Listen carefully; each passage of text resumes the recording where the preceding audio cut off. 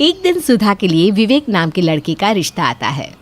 अब क्या बताऊं बहन जी, मेरा बेटा विवेक सबसे अलग है। सच कह रही हूँ बहन जी, मेरे बेटे के अंदर इतने से भी बुराई नहीं है। ना तो वो शराब पीता है, ना सिगरेट पीता है और ना ही नॉनवेज खाता है।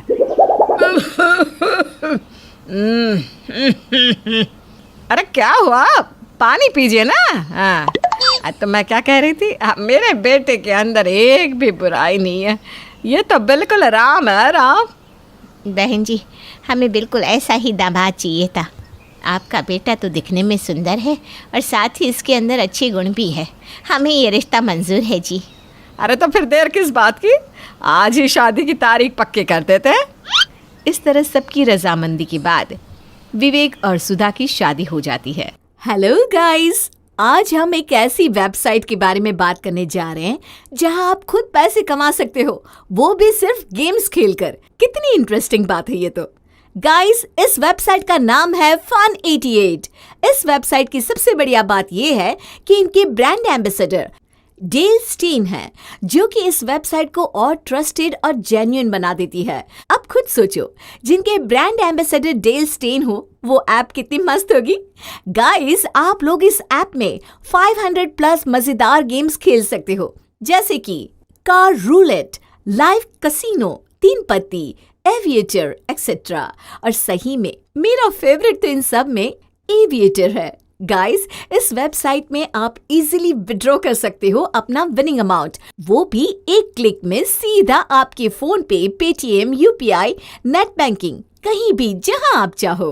तो गाइस, जल्दी से ये ऐप डाउनलोड करो। मैं आपको कमेंट सेक्शन में लिंक दे रही हूँ एंड जल्दी से खूब पैसे कमाओ। लेकिन शादी के अगले दिन से ही विवेक रात को देर से घर आने लगता है। सुधा सोचती है शायद उसे कोई जरूरी काम होगा और वो इस बात को नजरअंदाज कर देती है। लेकिन विवेक तो रोज देरी से घर लौटता था। फिर एक दिन विवेक शराब के नशे में धुत आता है। अरे ये क्या, आपने तो शराब पी रखी है। हे भगवान, आप शराब कैसे पी सकते हो? क्यों शराब नहीं पी सकता? मैं रोज शराब पीता हूँ। लेकिन शादी के वक्त तो मम्मी जी ने कहा था कि आप किसी प्रकार का नशा नहीं करते। वो मैंने कहा था, मैंने नहीं। चलो बेकार की बातें बंद करो। ये देखो, मैं मुर्गा लेकर आया हूँ। मेरे लिए गर्मा गर्म चिकन लेग पीस तैयार करो। हे भगवान, आप नॉनवेज भी खाते हो? नॉनवेज भी खाता हूँ। शराब पीने के बाद नॉनवेज खाने का मजा ही कुछ और है। चलो बकवास बंद करो, जल्दी से रसोई में जाओ। बेचारी सुधा को विवेक के लिए नॉनवेज खाना बनाना पड़ता है। लेकिन उस रात की घटना के बाद विवेक को लेकर सुधा की सोच पूरी तरह बदल जाती है। फिर एक दिन, सुधा, तुम्हारे पास कुछ पैसे है क्या? मुझे ज़रूरी काम है। मैं जानती हूँ आपका ज़रूरी काम। आपको अपने आवारा दोस्तों के साथ बैठकर शराब पीना होगा, और क्या? हाँ, थोड़ी सी पीना है। चलो अब जल्दी से पैसे दो ना। देखिए जी, मैं आपको इस हालत में नहीं देख सकती। आप सुधर जाइए, कहीं नौकरी कर लीजिए। बेकार का भाषण देकर मेरे मूड का सत्यानाश मत करो। चुपचाप पैसे दो मुझे। मैं कोई नौकरी करती हूँ क्या जो मेरे पास पैसे रहेंगे? मुझे अच्छी तरह याद है, पिछले हफ्ते ही तुम्हारा भाई तुम्हें पैसे देकर गया है। अब ड्रामा बंद करो और पैसे दो। और मजबूरी में सुधा विवेक को पैसे दे देती है।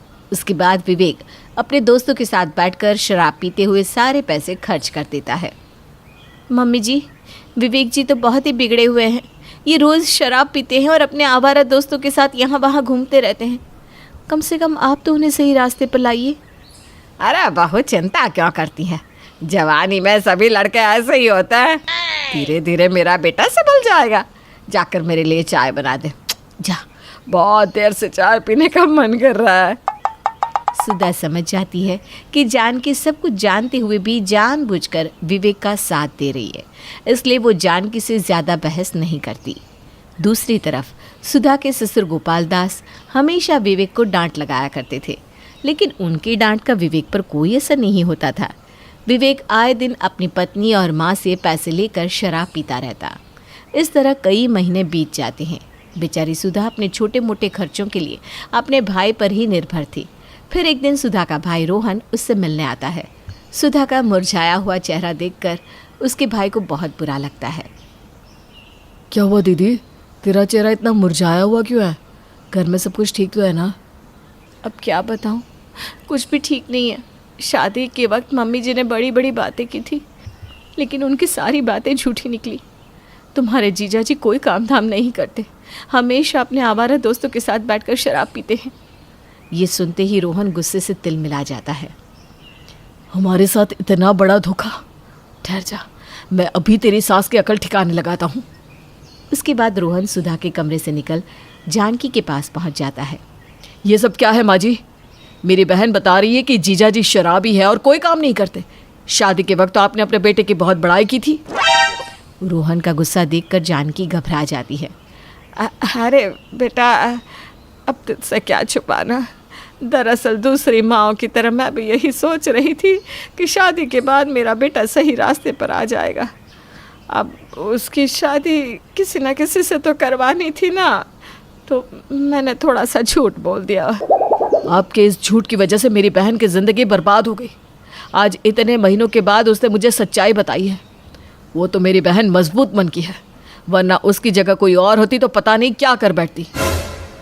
तुम बिल्कुल ठीक कहते हो बेटा, ये सब हमारी ही गलती है। लेकिन गुस्से से बात नहीं बनती, बल्कि और बिगड़ जाती है। हमें विवेक को सही रास्ते पर लाने के लिए कोई उपाय सोचना होगा। मेरे पास एक उपाय है, आप लोग वैसा ही करिए जैसा मैं कहता हूँ। उसके बाद रोहन सुधा के सास ससुर को अपना उपाय बताता है और अगली सुबह सुधा के सास ससुर अपना सामान लेकर घर से निकल जाते हैं। जब विवेक सोकर उठता है तो माता पिता को घर में ना देखकर उसे बड़ी हैरानी होती है। अरे सुधा, माँ बाबूजी दिखाई नहीं दे रहे, कहाँ चले गए दोनों? माँ बाबूजी तो तीर्थ यात्रा पर चले गए हैं। अरे लेकिन माँ तो मुझे बताकर जा सकती थी, मुझे पैसों की ज़रूरत है। उसके बाद विवेक अपनी माँ को फ़ोन लगाता है, लेकिन जानकी का फ़ोन स्विच ऑफ था। हे भगवान, माँ का फ़ोन तो बंद है, अब मुझे पैसे कौन देगा? सुनो सुधा, तुम्हारे पास कुछ पैसे है क्या? मेरे पास जितने पैसे थे वो सारे पैसे आप पहले ही खर्च कर चुके हैं, अब मेरे पास फूटी कौड़ी भी नहीं है। उसके बाद विवेक घर से बाहर चला जाता है, अपने दोस्तों से शराब पीने के लिए पैसे मांगने लगता है, लेकिन उसका कोई भी दोस्त उसे पैसे नहीं देता। फिर विवेक झूठ बोलकर बहुत सारे लोगों से पैसे मांगने की कोशिश करता है, लेकिन विवेक की आदत सभी जानते थे, इसलिए सभी उसे पैसे देने से इनकार कर देते हैं। इस तरह देखते ही देखते कुछ दिन बीत जाते हैं। पैसे ना होने की वजह से विवेक शराब नहीं पी पाता। सुनिए जी, मैं आपसे एक ज़रूरी बात करना चाहती हूँ। दरअसल मैं ना इस समय प्रेग्नेंट हूँ। ये सुनकर विवेक की आंखों में चमक आ जाती है। अब हमारे जीवन में एक नई शुरुआत होने जा रही है। मेरे लिए ना सही, कम से कम हमारे होने वाले बच्चे के लिए आप सही रास्ते पर आ जाइए। आपने अपने बुरे वक्त में देख लिया ना, आपके किसी भी दोस्त ने आपको पैसे नहीं दिए। ये दुनिया ऐसे ही चलती है, इसलिए बेहतर होगा कि आप अपने परिवार के बारे में सोचें। तुम ठीक कहती हो सुधा, कुछ ही दिनों में सारी सच्चाई मेरे सामने आ गई। अब मुझे समझ में आ रहा है कि आज तक मैं कितनी बड़ी भूल कर रहा था। लेकिन तुम चिंता मत करो, मैं अपने होने वाले बच्चे को किसी प्रकार की कोई कमी नहीं होने दूंगा। उसके लिए जितनी मेहनत करनी पड़ेगी मैं कर लूँगा। विवेक की ये बात सुनकर सुधा को हिम्मत मिलती है। अगले दिन से विवेक नौकरी ढूंढना शुरू कर देता है और आखिरकार उसे एक अच्छी कंपनी में नौकरी मिल जाती है। उसके बाद विवेक पूरी ईमानदारी और मेहनत के साथ काम करने लगता है। कुछ दिनों के बाद विवेक के माता पिता भी घर लौट आते हैं। देखते ही देखते कई महीने बीत जाते हैं और सुधा एक सुंदर से बेटी को जन्म देती है। इस तरह सब कुछ ठीक हो जाता है और सुधा अपने परिवार के साथ हंसी खुशी अपना जीवन जीने लगती है। बंसीपुर में यामिनी अपनी बहू अंजलि के साथ रहा करती थी। यामिनी के बेटे ऋषभ की हाल में ही अंजलि के साथ शादी हुई थी। यामिनी की एक अजीब और रहस्यमय बात थी, और वो ये कि वो हमेशा 24 घंटे अपने सर पर पल्लू ओढ़े रहती और कभी उसे नहीं हटाती। अंजलि बहू को इस बात के पीछे का राज जानने की काफी दिलचस्पी थी। आइए देखते हैं कि आखिर क्या है इस अजीब सास का राज। अरे ओ अंजलि बहू, कहाँ रह गई? अरे सब्जी की खेती कर रही है क्या? अभी तक खाना नहीं बना क्या? पिछले 4 घंटों से रसोई में सो रही थी क्या? हैं? अरे नहीं माँ जी, क्या आप भी बस मौका और पॉइंट दो, फिर शुरू हो जाती हो हिटलर की तरह। लो अभी आपकी मनपसंद भिंडी है खाना खाने में। भिंडी भी भला किसी की फेवरेट हो सकती है क्या? ऐ अंजलिया, ज्यादा चपड़ चपड़ ना कर। बहू है ना तो बहू के मर्यादा में रहा कर। यामिनी खाना खाने लगती है। तभी अंजलि उसके सर के पल्लू को ही निहारती रहती है। अच्छा माँ जी, अगर आपको कोई ऐतराज ना हो तो आपसे एक तीखा सवाल पूछ सकती हूँ? तीखा सवाल? देख बहू, अगर सवाल तीखा होगा ना तो फिर जवाब भी तीखा ही मिलेगा। इसलिए तू पहले सोच ले, सवाल किस टेस्ट की बिरादरी से है। ओह अच्छा ठीक है, सवाल नमकीन है। नहीं, सवाल मीठा है। सवाल मीठा है, हाँ। और सवाल ये है कि आप 24 घंटे अपने सर पर ये पल्लू क्यों ओढ़े रहती हो? मेरा मतलब आपकी तो कोई सास भी नहीं है, ना ही इस घर में आपसे कोई बड़ा और बुजुर्ग है, फिर भी। दरअसल एक बिहार की रहने वाली होने के नाते हम में ये परंपरा और रिवाज है कि औरतें शादी के बाद पल्लू ओढ़ के रहती हैं। अब चाहे वो दिन के 10 घंटे हो या 24 घंटे, उससे किसी और को क्या दिक्कत। और अब तुम जैसे मॉडर्न लड़कियां, तुम्हें तो मान मर्यादा लोक लाज की परिभाषा तक नहीं पता। फिर तुम लोगों में ऐसे पवित्र गुण कहाँ मिलेंगे हैं? अरे चल चल, ज्यादा ब्योमकेश बख्शी ना बन और चूल्हा चौका संभाल। यामिनी बात को तोड़ मरोड़ कर घुमा देती है, पर फिर भी अंजलि को ये बात सताई जाती है। वो हर घड़ी यही सोचती रहती है कि क्या बात हो सकती है, शायद माँ जी सच्ची बोल रही हैं। वैसे भी इतनी पूजा पाठी हैं और इतने रीति रिवाजों की पक्की भी हैं। नहीं यार, ऐसा कैसे हो सकता है? मेरी माँ भी तो पल्लू ओढ़ती है, लेकिन वो जब घर पे मेहमान और पापा नहीं होते तो पल्लू हटाती भी तो है।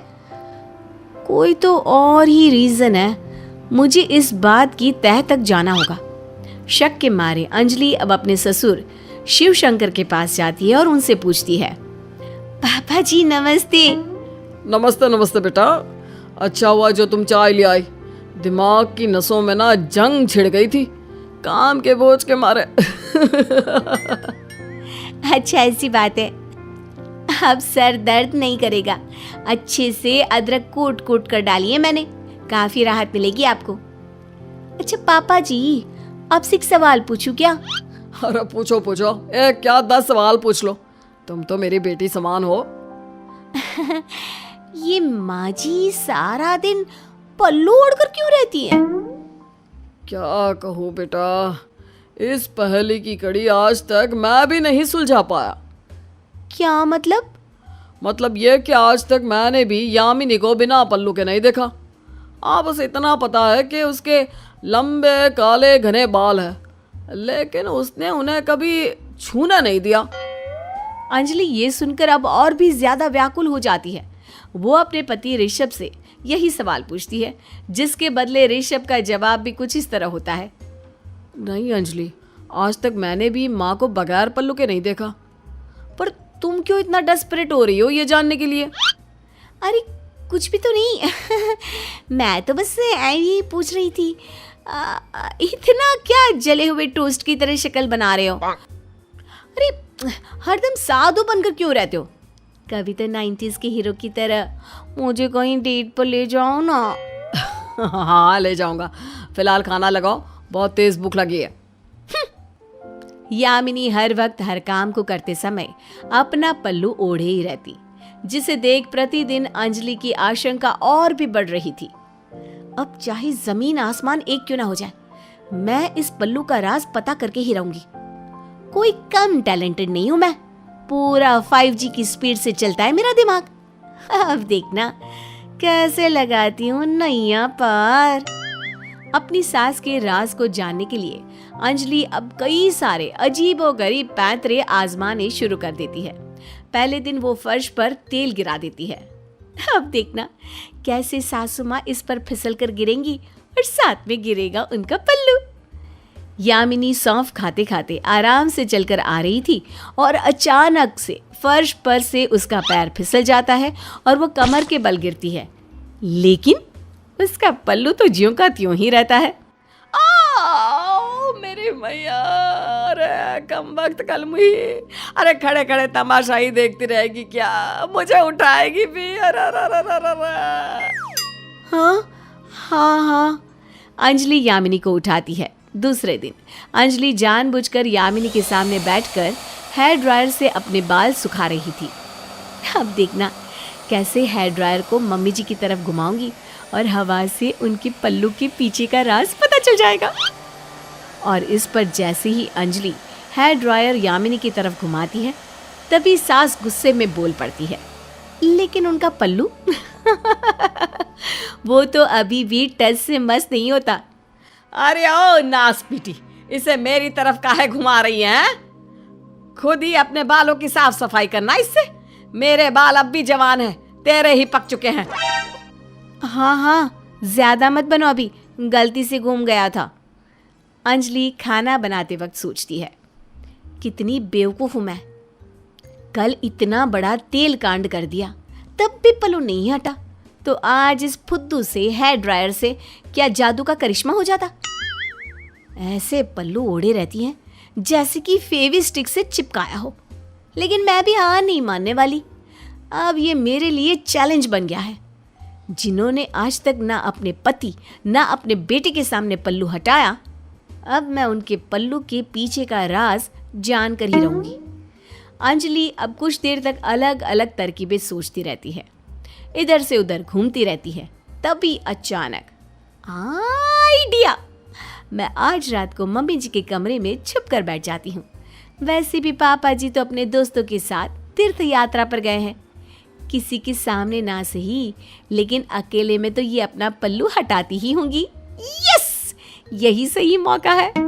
तभी वहां पर यामिनी आकर अंजलि के सर पर हल्के से मारते हुए डांटती है, अरे तेरे नाक में हड़ताल हो गई है क्या? जलने की बू नहीं आ रही तुझे?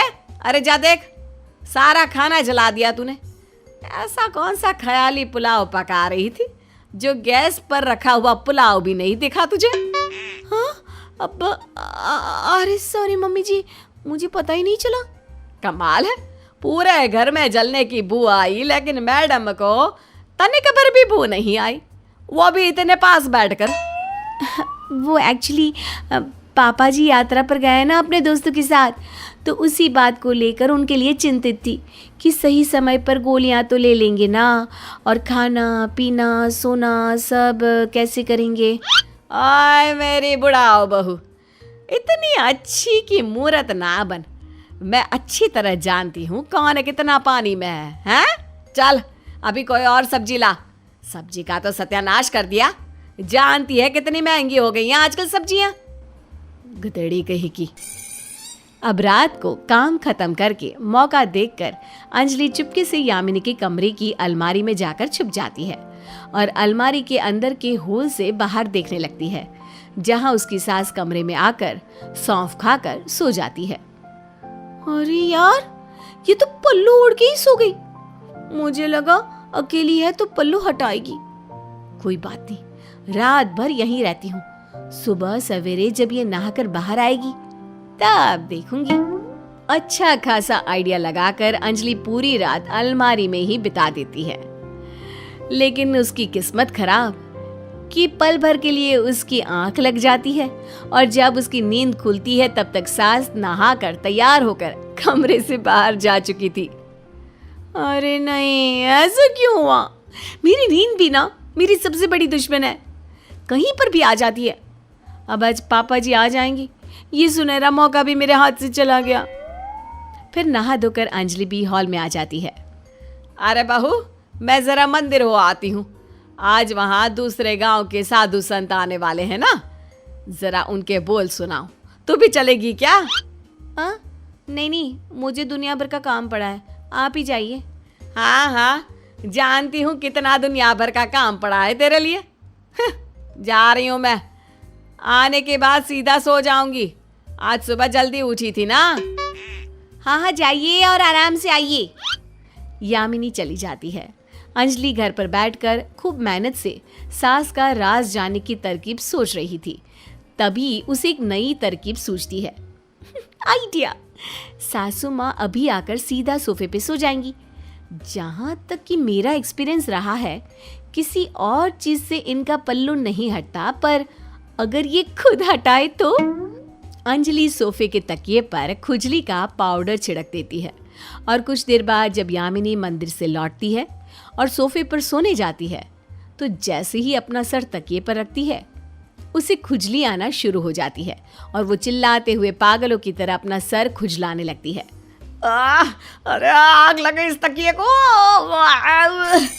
और तभी यामिनी का पल्लू उसकी सर से हट जाता है और उसी के साथ निकल जाता है नकली बालों का विग भी, जिसे देख पर्दे के पीछे छुपी अंजलि हैरान रह जाती है और सास के सामने आ जाती है। माँ जी, आप गंजी हो?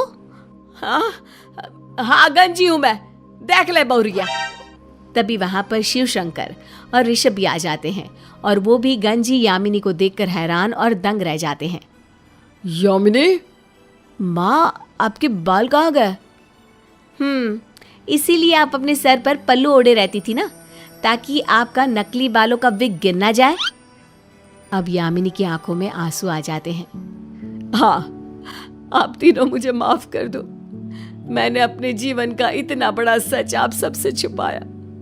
दरअसल जब मैं 19 साल की थी, तभी से मुझे परमानेंट एलोपेशिया हो गया था, एक ऐसी बीमारी जिसमें बाल झड़ जाते हैं और फिर कभी वापस नहीं आते। मुझे समाज में, आस पड़ोस वालों ने, कॉलेज में दोस्तों ने कई ताने मारे, खूब चिढ़ाया, जिसके कारण मेरा जीना काफी मुश्किल हो गया। जहां भी जाती लोग मेरा मजाक उड़ाते, मुझ पर हंसते। इसलिए मैंने ये विग लगाने का फैसला किया, जिससे इस समाज में चैन से जी पाऊं। वरना लोगों के ताने और हंसी से तो मैं मर ही जाती, कोई मुझसे शादी भी नहीं करता। यही है मेरे पल्लू ओढ़ने का राज। यामिनी की कहानी सुनकर अंजलि, शिव शंकर और ऋषभ की आंखें भी भर आती हैं। यामिनी, तुम ना एकदम पगली हो। किसने कहा कि तुम बदसूरत हो? अरे पूरी कायनात में तुम जैसा कोई नहीं। तुम्हें पता भी है, अंदाजा भी है कि तुम कितनी खूबसूरत हो। हाँ माँ जी, गंजेपन के कारण आप अपने आप को कमजोर मत समझिए। बाल नहीं भी है तो क्या हुआ माँ, मेरी माँ दुनिया की सबसे बेस्ट और ब्यूटीफुल माँ है। और हाँ, आज से आपको ये वादा करना होगा हमसे कि आप बिना समाज वालों से डरे, बिना पल्लू और नकली बाल लगाए घूमोगी।